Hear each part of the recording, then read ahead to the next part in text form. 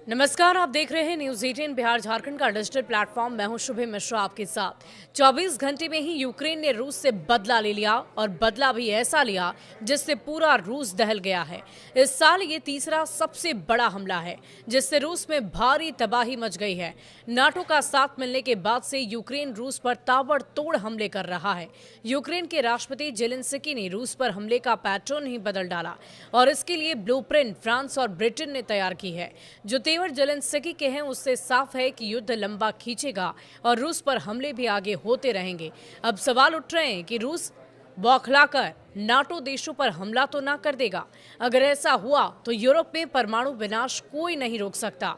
रूस में विनाश का सबसे खौफनाक अध्याय आरंभ हो चुका है और अब यूक्रेन इतने विध्वंसक हमले कर रहा है जैसे उसने पिछले साल भी नहीं किए थे। यूक्रेन ने 200 ड्रोन से रूस में भारी तबाही मचा रखी है। अब कुसर्क के बाद बेगलादोर्द की भी यूक्रेन की सेना घुस चुकी है। कुसर्क और बेलगोरोद दोनों ही जगह पर भारी तबाही मचा रखी है और इसके अलावा सरहद के पास वाले इलाकों पर भी ड्रोन स्ट्राइक किए जा रहे हैं जिससे लोग वहां से भाग जाएं और यूक्रेन आसानी से कब्जा कर ले।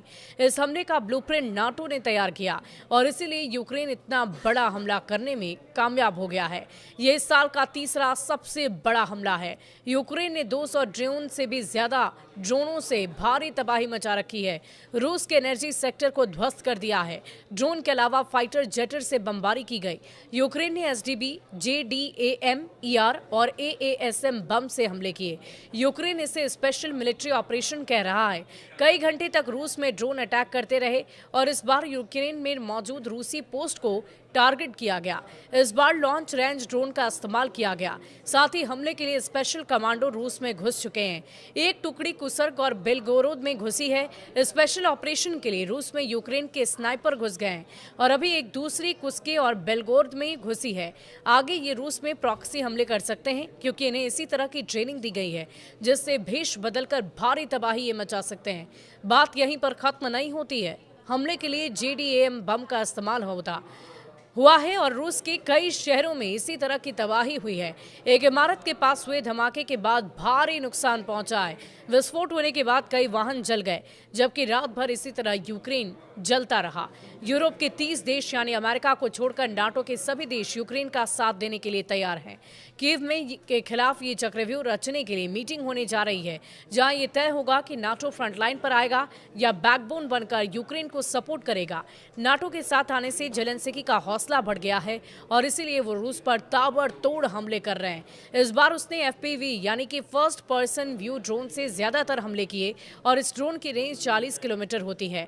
यह हल्का होता है और इसकी कीमत भी काफी कम होती है और इसीलिए यूक्रेन पर एफपीवीवी ड्रोन का प्रोडक्शन बढ़ा रहा है।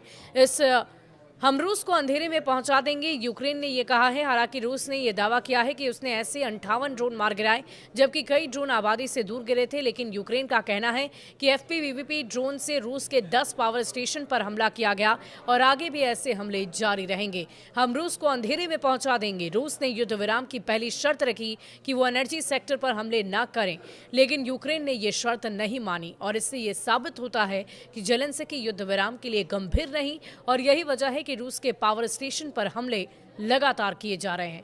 इन हमलों से पावर स्टेशन पूरी तरह तबाह हो गए जिससे बेलगोरोद और दूसरे इलाकों में करीब 1 लाख से ज्यादा घरों की बिजली सप्लाई ठप हो गई है। इसके अलावा लुहांस्क और डोनेत्स्क में भी रूस के कब्जे वाले इलाकों पर ड्रोन वर्षा यूक्रेन ने की जिससे रूस के 109 सैनिकों को मारने की शुरुआत की गई है जिससे रूस बौखलाकर यूक्रेन पर लगातार ताबड़तोड़ हमले कर रहा है। इस युद्ध को लेकर आपकी क्या राय है? आप क्या सोचते हैं? कब तक इस युद्ध पर विराम लगेगा? कमेंट सेक्शन में लिखकर जरूर बताइएगा। शुक्रिया।